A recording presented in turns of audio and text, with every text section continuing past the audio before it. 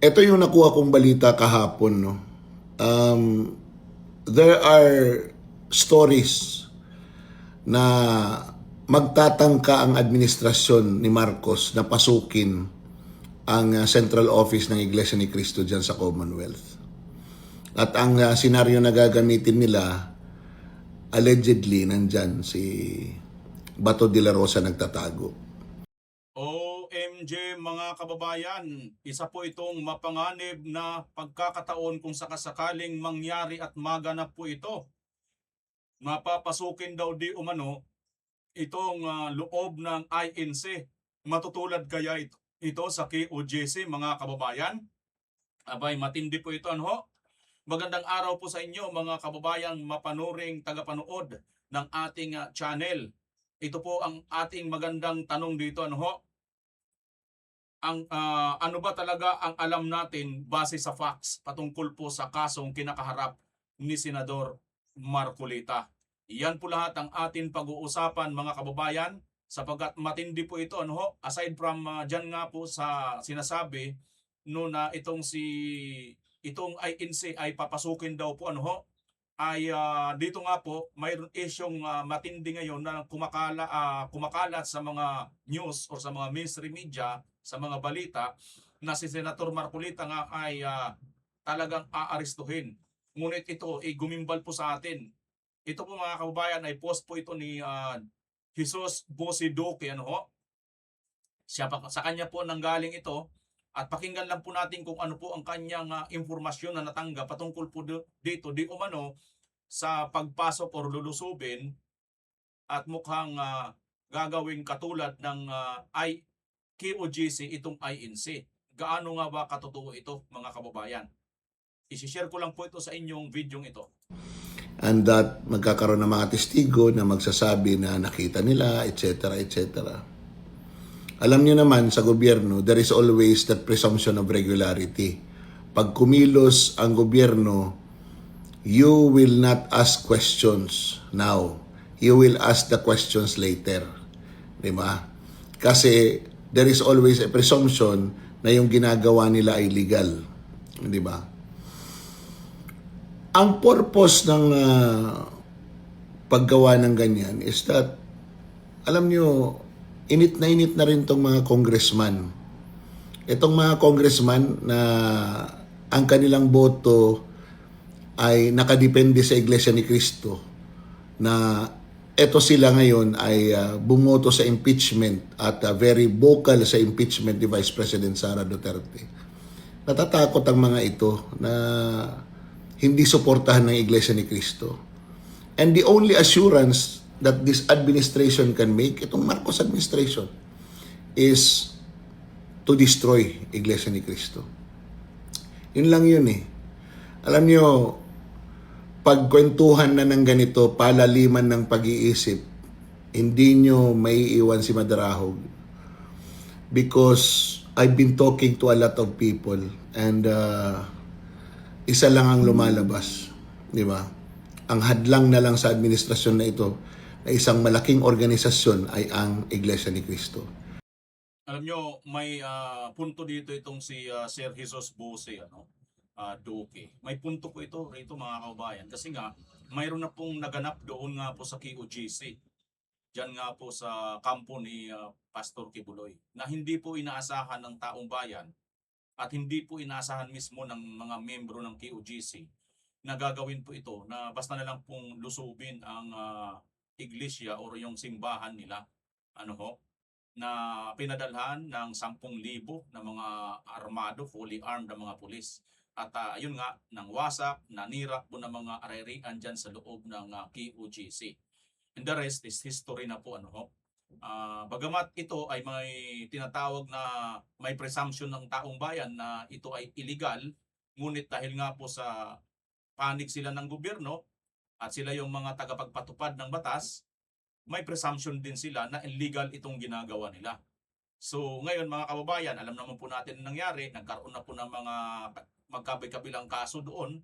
Kinasuhan si Torre at nagkaso rin si Torre. Aside from doon sa si Kibuloy or Pastor Kibuloy ay sumurinder na nga, mapayapa na sumurinder at nakakulong na ngayon, ang pinakaano doon mga kababayan, pinakapunto doon, simbahan pa rin yun. At sa tingin ko, hindi po marapat na basta lang linulusob or pinapasok yun doon. Kasi nga, tandaan po natin, hindi mo po pwede yan gawin, lalo na sa iba't ibang mga reliyon. Katulad siguro ng mga Muslim, mga muske, no? At sa mga Katoliko, di ba? Ngayon naman, ito na ay sinasabi dito ni Bose, ni Jesus na mayroon siyang impormasyon na di umano papasukin yung INC dahil gagamitin daw yung sinasabi na ito nga si Senator Bato diyan nagtatago sa loob. Tuloy pa natin ang video nito mga kababayan.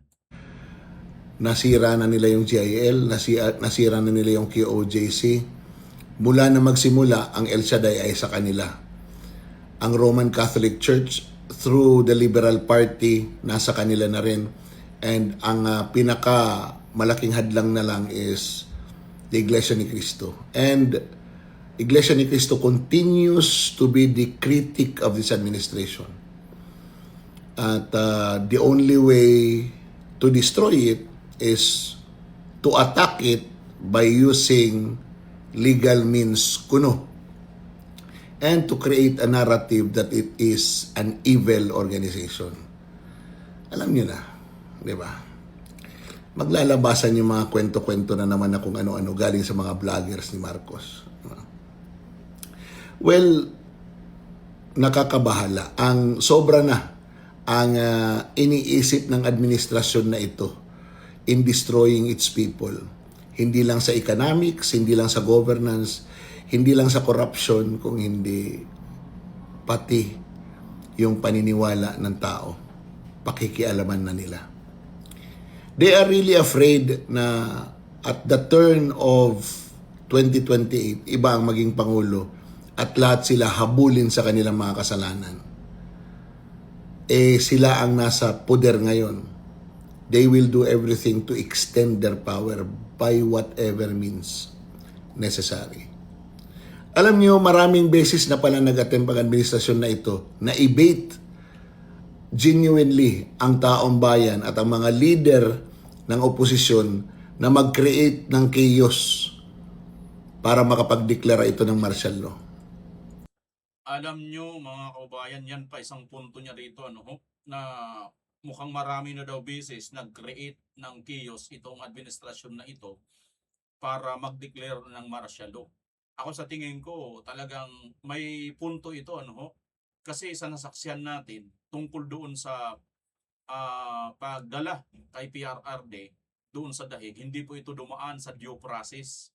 At yun pa lang isang malinaw na indikasyon na sinusubukan talaga niya ang pasensya ng mga Duterte at ng taong bayan. Pero hindi po siya nagtagumpay doon sapagkat ito pong si Tatay Digong hanggang nadala na lang po nila doon sa dahig at si BP Inday Sara ay nakaantabay doon sa gate ng Villamor, hindi pinapapasok ng mga sundalo, ay hindi po sila kumagat pain kasi yun mga kababayan para sa akin in my opinion, parang pinainan itong mga Duterte. Sige nga, at the same time, parang sinusubok mga kababayan. Ito'y analysis ko lang. Parang sinusubok that time na sige nga, try mo nga magtawag ng mga tao, ng mga supporters mo. Subukan mo nga.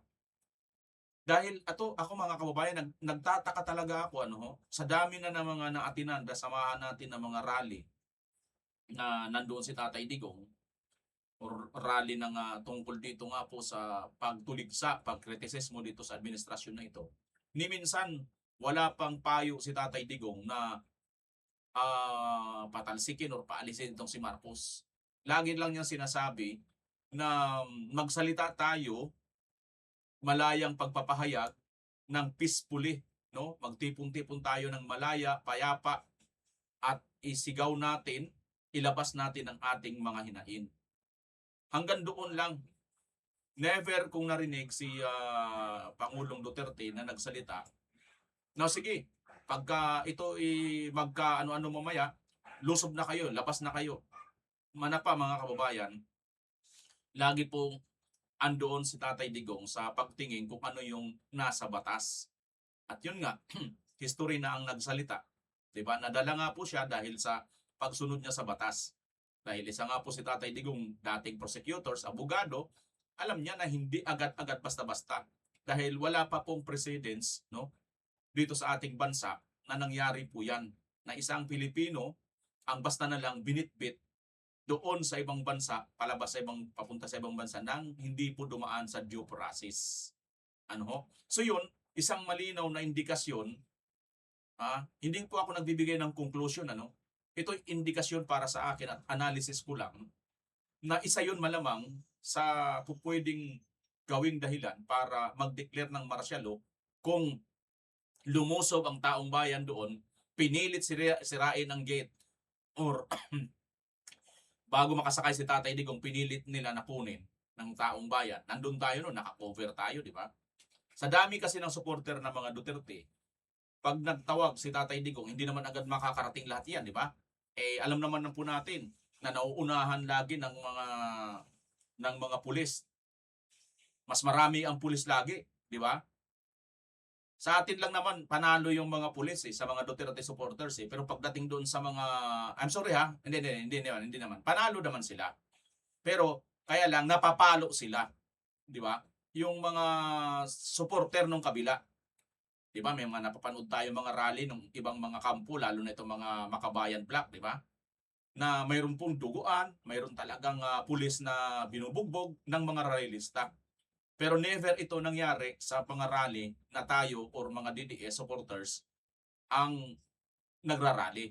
Kasi laging payapa. Yun kasi ang bilin ni Tatay Digong. Kaya malamang, no, isa ito sa indikasyon noon na mukhang doon pa lang nagtatangka na sila na ibaba ang martial law. Ngunit, hindi sila nagtagumpay dahil si BP Inday Sara at saka si Tatay Digong nanatiling kalmado at nanatiling sumunod sa batas. Pero hindi nangyayari. These are stories. Siyempre wala naman aamin, wala naman magsasalita na talagang ganito ang pag-iisip ng administrasyon na ito. But if you look at it, wala pa silang sinabi na gagawin nila, na nagawa nila. They have been saying na hindi sila magko-cooperate sa ICC, and they cooperated. Sabi sila, walang warrant of arrest si Bato, at yet tinutulungan nila yung ICC na madakip si Bato for their own benefit. Diba?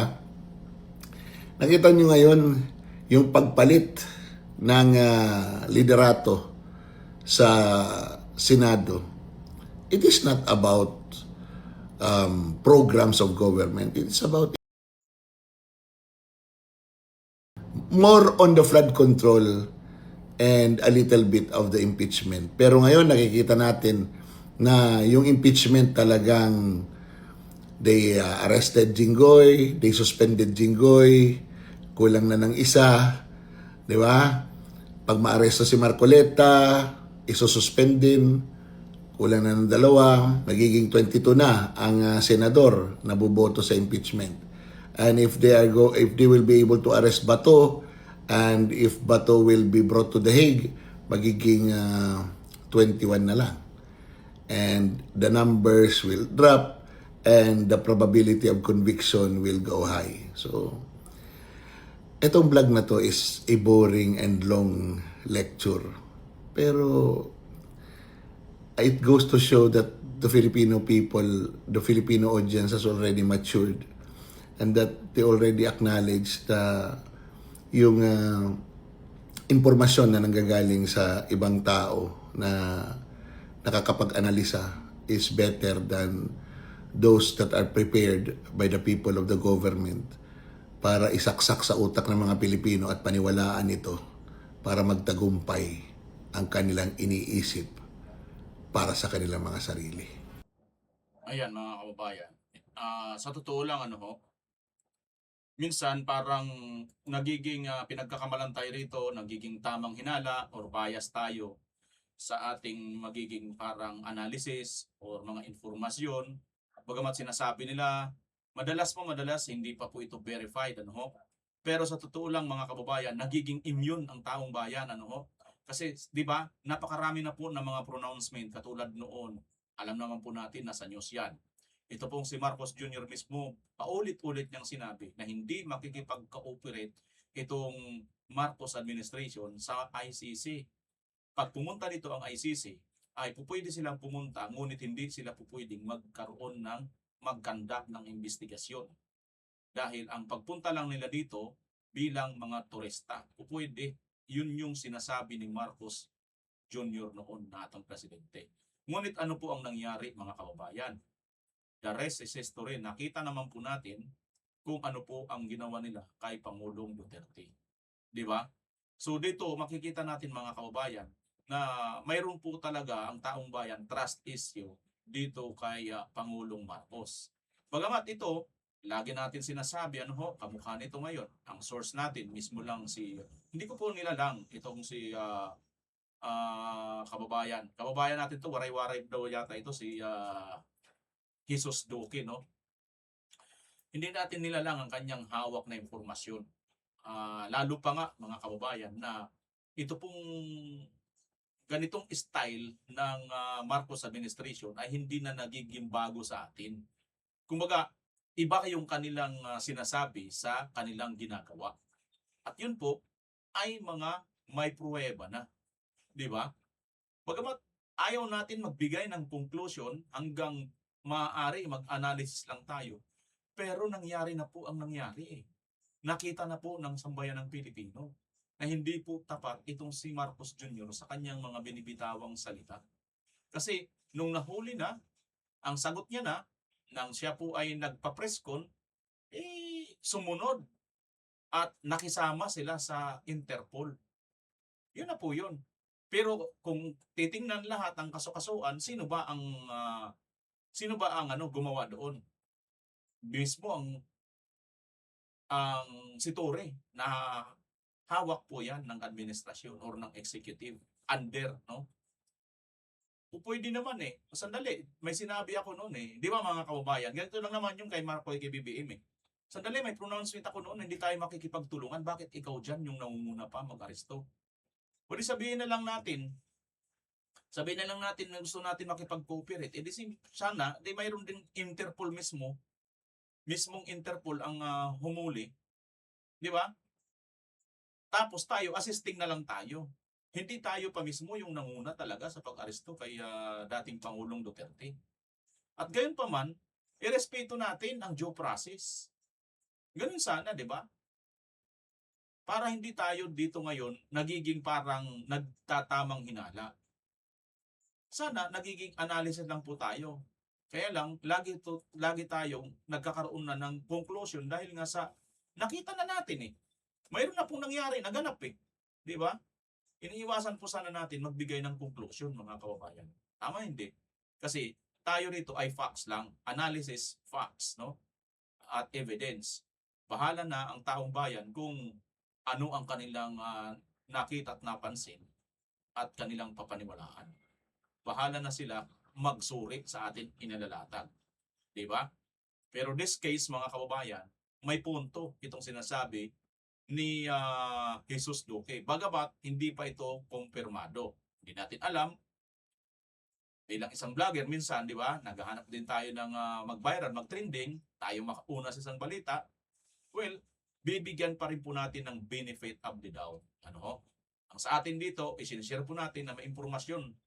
Ito si Jesus Duque na mayroon daw pong di umano plano na pasukin ang Iglesia ni Cristo. Ang tanong, gaano ka-reliable ang source na ito? At sa tingin nyo ba, mangyayari kaya ito sa INC? O mangyari kaya ang nangyari sa QGC dito sa INC? Yan po ngayon ang ating aabangan sa susunod na mga development na darating na mga araw, mga kababayan. Kasi alam naman po natin, ang INC, hindi po ito basta-basta na relihiyon. Isa po itong napakalaking samahan. Katulad ng QGC, GIL, mga malalaking samahan po yan dito sa ating bansa aside from Katoliko at Muslims, di ba? So, Hindi man po tayo sa gusto natin makita yon, pero bilang isang mamamayang Pilipino, patuloy po tayong magmatsyag at tumutok sa isyong ito, mga kababayan. Bueno, puntahan na po natin ito pong issue dito kay Senator Marcolita. Ito po yung pinaka-main topic natin, mga kababayan. Ano ba talaga ang issue dito kay Senator Marcolita? Ano ho? Balikan po natin ang balitang ito, mga kababayan. Meron bang nakitang paglabag sa batas? At kung meron bang nakitang paglabag sa batas, ano ang epekto nito? Ito ba'y mananatiling isang kasong administratibo o meron itong kasong kriminal na naaayon sa batas? At kung sakali man po nawala, ito na po ang katapusan ng kanilang tinatawag na resolusyon. Walang nalabag sa kampanya si Senator Rodante Marcoleta ayon sa Commission on Elections o COMELEC. Ito ang naging pasya ng COMELEC matapos ang isinagawang en-banc session ngayong araw. Sa naturang pulong, iniadapt nito ang rekomendasyon ng Political Finance and Affairs Department ng komisyon na tapusin na ang investigasyon dahil wala umanong ebidensya na magpapakita na may nagawang pagkakasala ang respondent. Nakasaad sa Resolution number 26-0224, nag-ugat ang investigasyon sa hindi umano pagdedeklara ni Marcoleta sa kanyang Statement of Contributions and Expenditures o SOSE ng tinanggap na 75 million pesos mula sa tatlong individual para sa 2025 national and local elections. Sa kanyang depensa, iginiit ng senador na ang nasabing halaga ay natanggap niya mahigit isang buwan bago ang opisyal na kampanya. Kaya itinuturing niya itong personal funds at hindi na kailangang iulat sa SOSE base sa Piñera Doctrine. Bagaman napatunayan ng COMELEC na hindi ganap na sumunod si Marcoleta sa Section 109 ng Omnibus Election Code tungkol sa forma at nilalaman ng SOSE, ipinaliwanag ng komisyon na ang kriminal na pananagutan para sa paglabag na ito ay napawalang bisa na ng Section 39 ng Republic Act No. 7166. Ayan, mga kababayan ha. So dito mahalaga, hiwalay po muna natin. Ayon po ito sa COMELEC, ano ho, ay nakatuon sila sa election law compliance, particular sa SOSE at election offenses. Samantalang ombudsman ay maaaring tumingin sa hiwalay na aspeto ng batas tulad ng anti-graft at criminal liability kung may sapat na ebidensya. Ibig sabihin, mga kababayan, magkahiwalay po, magkaiba ang jurisdiction at legal na basihan ng dalawang institusyon. So ano po yung punto dito ngayon, mga kababayan? Una, puntuhan muna natin, malinaw ano ho, pagdating sa COMELEC, cleared, malinis po si Senator Marcolita. Wala na po siya ditong pananagutan, ano ho, mga kababayan. So ngayon, ano po ang problema? Bakit may kaso siya ngayon sa ombudsman? Ito pala ang maliwanag na paliwanag dito, no? Magkahiwalay po pala ang sa COMELEC at ang sa ombudsman, mga kababayan. Ituloy natin ang balita ng nitong pinapanood natin. Dahil dito walang sapat na batayan para sampahan ang senador ng isang election offense. Ayan ha, maliwanag mga kababayan na wala daw pong basihan or sapat na basihan para sampahan siya ng election offense. Okay? So, cleared siya dito sa COMELEC. Gayunman, hindi nakaligtas sa batas ang mga nagbigay ng kontribusyon sa senador. Ipinag-utos ng COMELEC sa kanilang law department na sampahan ng reklamo para sa election offense sina Michael Defensor, Joseph Espirito at Aristotel Viray. Base sa investigasyon, ang tatlong donor ay bigong magsumite ng kanilang kaukulang report of contributions sa loob ng 30 araw matapos ang halalan na isang malinaw na paglabag sa Section 99 ng Omnibus Election Code. Napakahalaga po ng declaration nito at kung titignan nyo sa magkabilang panig, ang paglabag po nito ay may karampatang either administrative side o yung tinatawag po natin na criminal side. Binigyang diin ng komisyon na ang obligasyong mag-ulat ng kontribusyon ay nananatiling mandatoryo para sa mga donor at hindi sakop ng mga pagbabagong nag-absuelto sa mga kandidato. Ayon kay COMELEC spokesperson Director John Rex Laudianco, dapat magsumite rin ng kanilang deklarasyon ng donasyon ang mga nagbigay ng kontribusyon sa kampanya ng senador. JP Nunez, UNTV. So, maliwanag mga kababayan na ito pong si Senator Marcolita ay wala na po siyang kaso dito sa Comelec, no? Ang problema, ito pong mga nag-donate sa kanya, ito ngayon yung tinatawag na mayroon pala silang obligasyon, no? Para i-declare ito. At mukhang dito yata nakasilip ng butas. Hindi po natin kinuklose ha, hindi po tayo nagko-conclusion. Ito ina-analyze natin mga kababayan base po dito sa ebidensya at news na ating napanood. Mukhang dito yata kumuha ng basihan. Kasi nga hinahanap natin dito mga kababayan kung cleared na pala itong si Senator Marcolita dito sa Comelec, bakit siya may insinampang kaso na graft at bribery dito nga po sa ombudsman. Ano ho? So, tuloy natin mga kababayan. Ano ho? Tapos na ba to? The News and Rescue. Okay. Tapos na mga kababayan. So, ngayon, lumalabas sa puntong ito, kung gayon, ano ang nangyari? Bakit mga kababayan kinakasuhan pa sa Senator Marcolita? No ho? Ito po ay ang ombudsman pala ay maaaring tumingin sa hiwalay na aspeto ng batas tulad ng anti-graft at criminal liability kung may sapat na ebidensya. Ibig sabihin, magkaiba ang jurisdiction at legal na basihan ng dalawang institusyon. So dito nga, 'di ba, nasabi na ng Comelec na napakahalaga, napaka-importante nung sinasabi nila na mukhang hindi yata nag-declare itong tatlo na mga nag-donate dito kay Senator Marcolita. Ngunit mayroon din po ako napanood sa isang interview or news na itong si Dati Congressman Mike Defensor, nagbayad daw po siya ng tax, mga kababayan. Binayaran po niya ito ng donor's tax, ang tawag ba doon? Maliwanag naman, ang sabi nga rito ni Senator Marcolita, ito ay nangyari ito mga kababayan, sabi niya rito,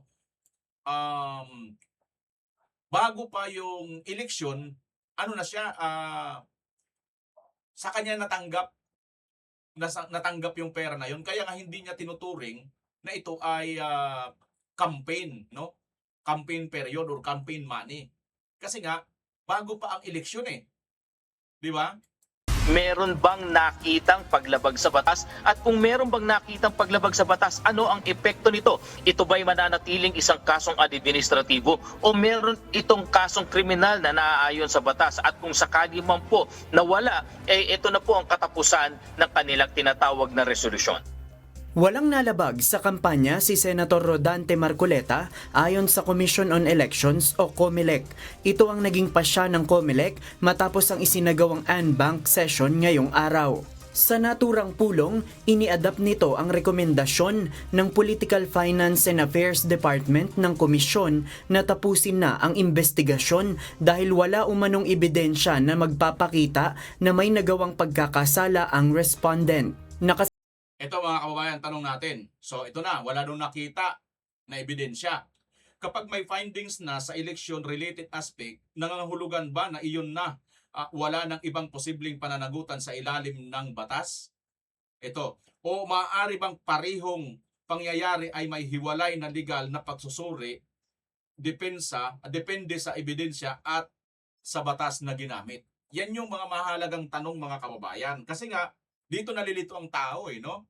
Sabi ng karamihan, lalo na nga sa kampo ni Senator Marcolita, cleared na ako sa Comelec no? Pero bakit dito, hindi pa rin bakit parang kinakasuhan pa rin ako? Di ba mga kababayan? So yan yung dito. Ito pala yun, Saad sa Resolution number 26-0224, nag-ugat ang investigasyon sa hindi umano pagdedeklara ni Marcoleta sa kanyang Statement of Contributions and Expenditures o SOSE ng tinanggap na 75 million pesos mula sa 3 individual para sa 2025 national and local elections. Sa kanyang depensa, iginiit ng senador na ang nasabing halaga ay natanggap niya mahigit 1 buwan bago ang opisyal na kampanya. Kaya Ayan mga kababayan, natanggap niya yung sabing halaga mahigit 1 buwan bago pang opisyal na kampanya. Kaya itinuring niya itong tinuturing niya itong personal funds at hindi na kailangang iulat sa SOSE base sa Piñera Doctrine. ayan mga kababayan. So dito, mahalagang punto, maging malinaw tayo. Hindi pa natin hawak ang buong case files. Ano ho? Tandaan po natin mga kababayan ha, sworn affidavits at final ruling mula sa korte. Wala pa pong final ruling, hindi pa po natin nakikita yung sworn file, wala pang affidavits. Ibig sabihin, ang usapin ay nasa proseso pa ng pagsusuri at hindi pa final na desisyon ng hukuman. So mga kababayan, ganito no? Mayroon na kasing lumabas na video na si Senator Marcoleta ay tila nagpapaalam na siya, nagpapahiwatig na siya po ay sasama kung siya ay aarestuhin. Pero kung ating pong nasuri dito sa ating pagsusuri mga kababayan sa mga balita, wala pa po talaga, no? Wala pa pong pinal, no? Wala pang pinal na ruling mula sa korte. So, ibig sabihin, kung wala pang pinal na ruling, paano magkakaroon ng pag-aresto? 'Di ba? Yun yung isang matinding tanong. Ang problema lang naman natin dito mga kababayan, kasi minsan binibigla or nabibigla na lang no, ang taong bayan na mayroon na palang arrest warrant si ganito. 'Di ba? So ituloy natin mga kababayan, ituloy natin. No? Ito, ang video na ito yung pagpapahiwatig ni Senator Marcoleta. Nakahanda daw si Senator Rodante Marcoleta na sumama sa otoridad kung siya ay aarestuhin sa bisa ng warrant of arrest sa inimbentong kaso laban sa kanya. Naniniwala si Marcoleta na ginagawa ang panggigipit sa kanya dahil sa patuloy na paghahanap niya sa katotohanan sa flood control scandal. Ang detalye sa report ni Mar Gabriel. Arestuhin po nila ako. Oho. Muli po ako nagsasabi na ako po ay sasama sa kanila ng buong pagpapasakop. Oho.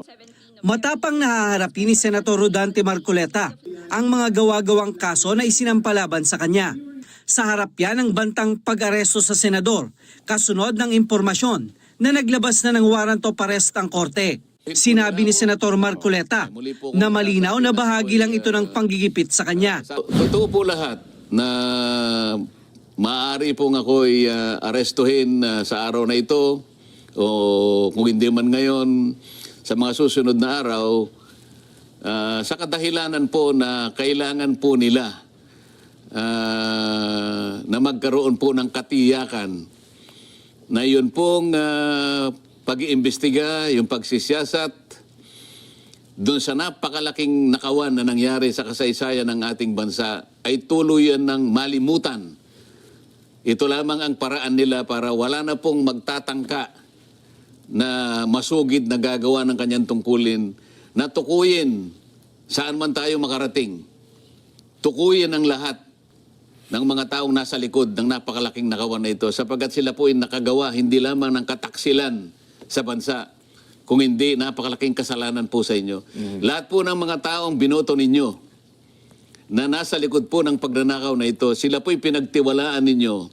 Ngunit, sa halip po ng pagtitiwalang yon, ay ninakawan po kayo. Harap-harapan po, kagaya ng sinasabi namin.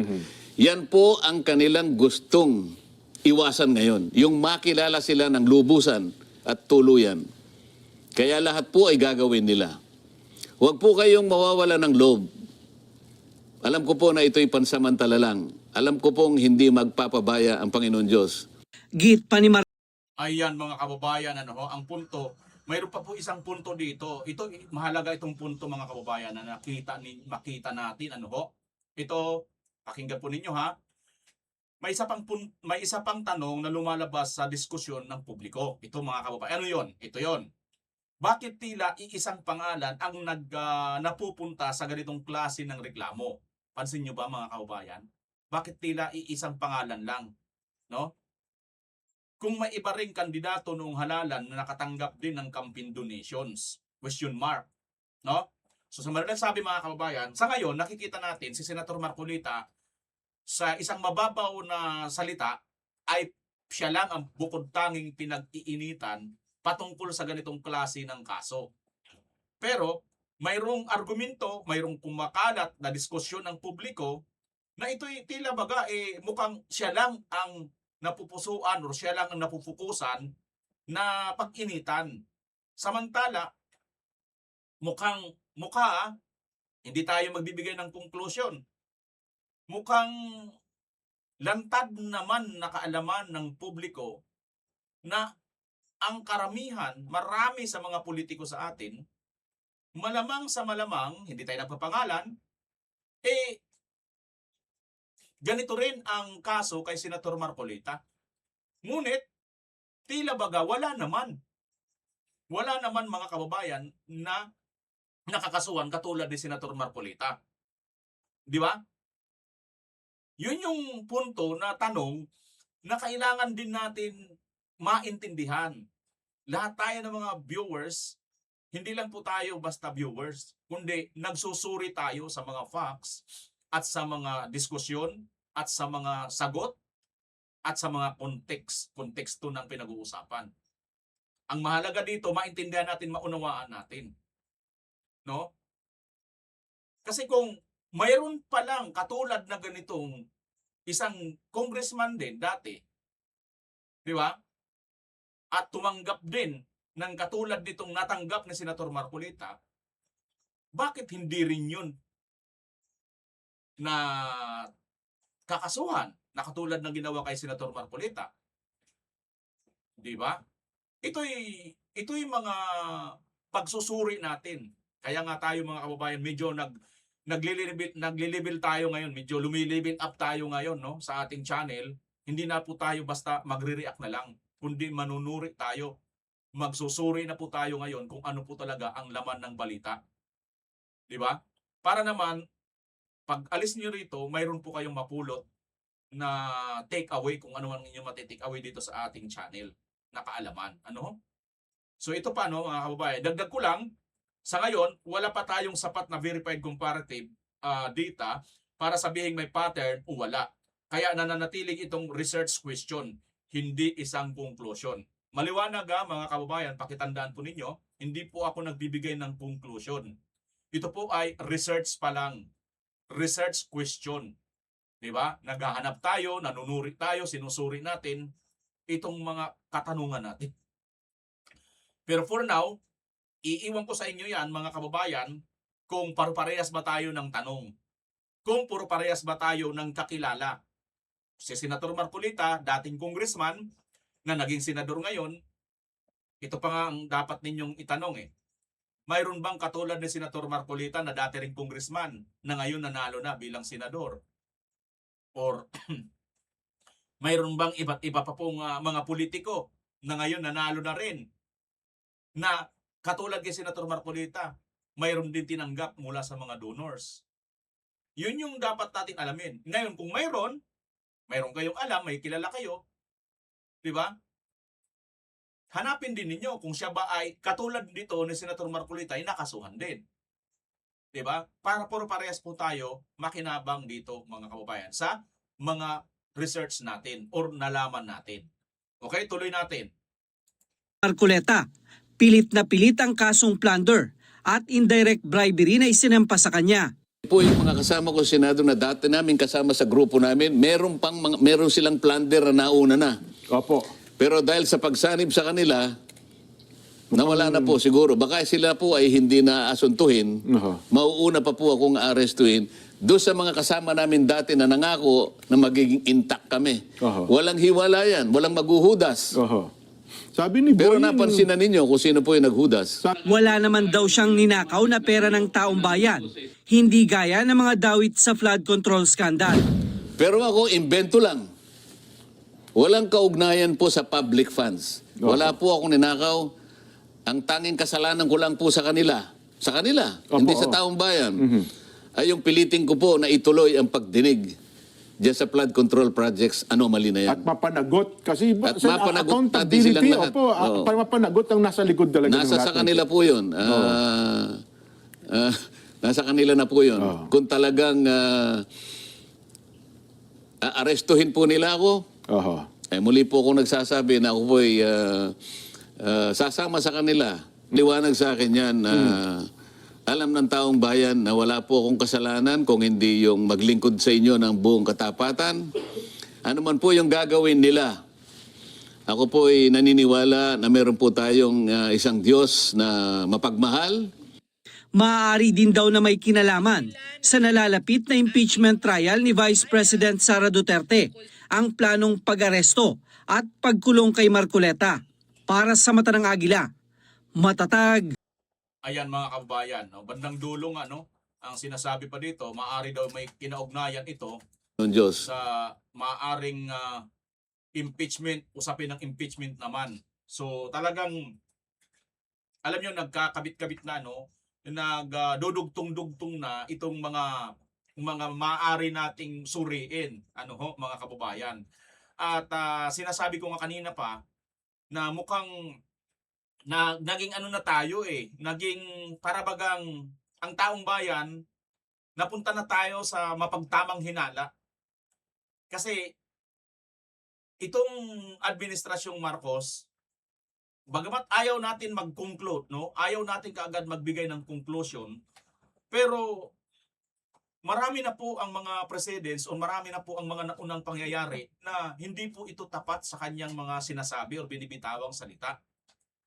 Una na nga, di ba, umalma itong grupo ng INC nung araw patungkol dito sa impeachment.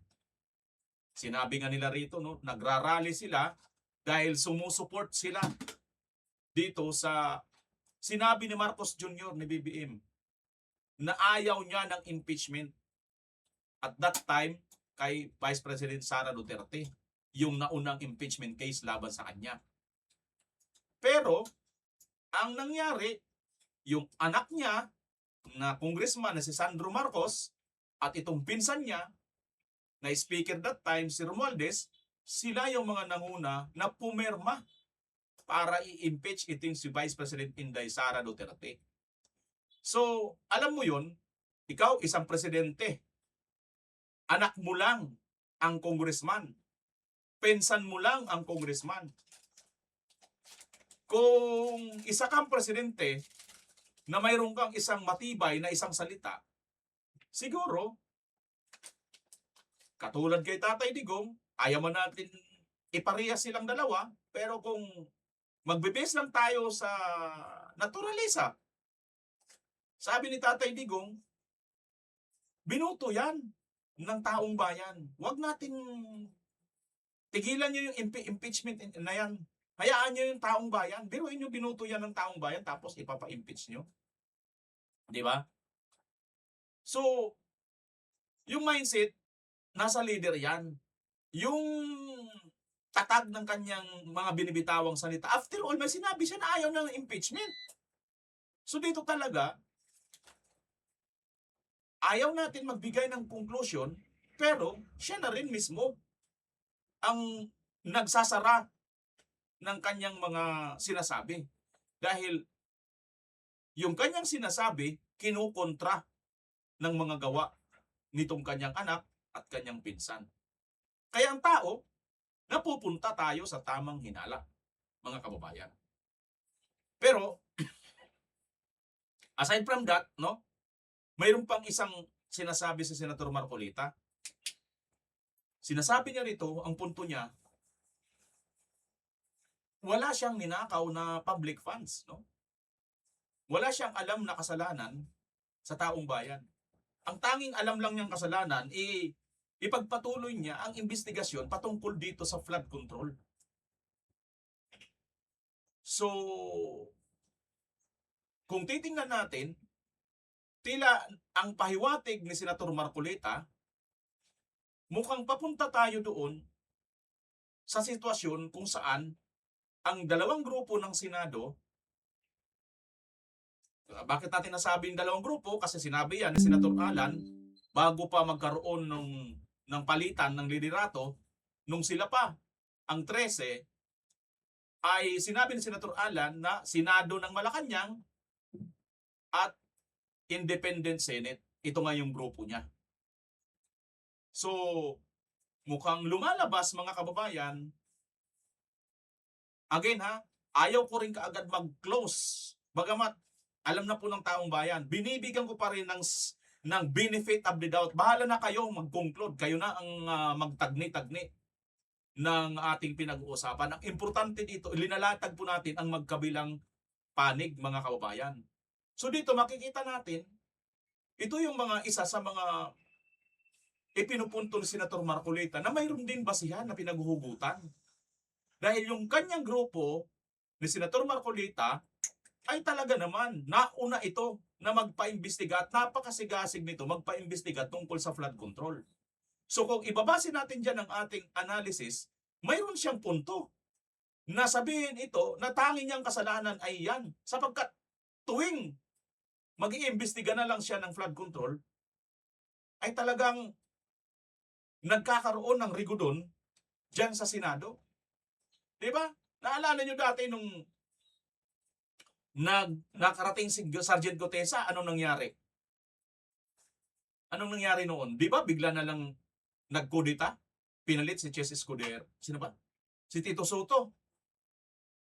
Ganon ang nangyari mga kababayan. So, ito lang ang masasabi ko sa inyo, no? Dito sa channel natin, sa BMR channel, medyo tatawagin na natin, magle-level up tayo ng konti. Tayo rito ngayon ay the truth seeker, the truth tester or the truth seeker. Ibig sabihin, susubukin natin, susuriin natin ang mga katotohanan na lumalabas ngayon. No? Hindi lang agad basta tatapusin ang isang usapin sa mabilis na paghatol. Di ba? Hanggat wala pa pang final galing sa korte, hindi tayo pwede maglabas ng conclusion. Iyan ay sa akin lang mga kababayan. Ano? Okay? Ang layunin kasi natin ay suriin ang mga pahayag batay sa available na ebidensya, mga kababayan. At ipaubaya ang final judgment sa tamang institusyon ng batas. Mas mahalaga po ito mga kababayan na ipaubaya natin sa institusyon sa batas ang conclusion or final decision. Diba mga kababayan? Bagamat mahirap ito, bagamat maraming hindi sang-ayon sa ating opinion pananaw, pero ganon talaga ang batas, katulad ni Tatay Digong. Alin, kung si Tatay Digong na naiba lang, siguro isa sa atin, ay baka nagrayot na tayo doon. Di ba? Kasi isipin mo, ikaw si Tatay Digong, 80% ng mga Pilipino pinagkakatiwalaan ka, pagkatapos ngayon, eto ka, ang laki ng nagawa mo sa bansa. Di ba? Pagkatapos ngayon, ipapatapon ka, ipapakulong ka sa ibang bansa pa. Di ba? Kung ikaw mahina-hina, kung ikaw ngayon ay hindi ka talaga nakabase sa batas, abay magwawala ka talaga, di ba? So yun mga kababayan ang gusto kong ipunto sa inyo rito. Para wag po tayong mahulog doon sa ating gusto lang mapanood, ating gusto lang isipin. Kailangan po natin timbangin lahat ng mga katotohanan, mga ebidensya bago tayo magkaroon ng analysis at saka na lang ang conclusion kung mayroon ng final na hatol or verdict ang korte. Yan po yan mga kababayan. Okay?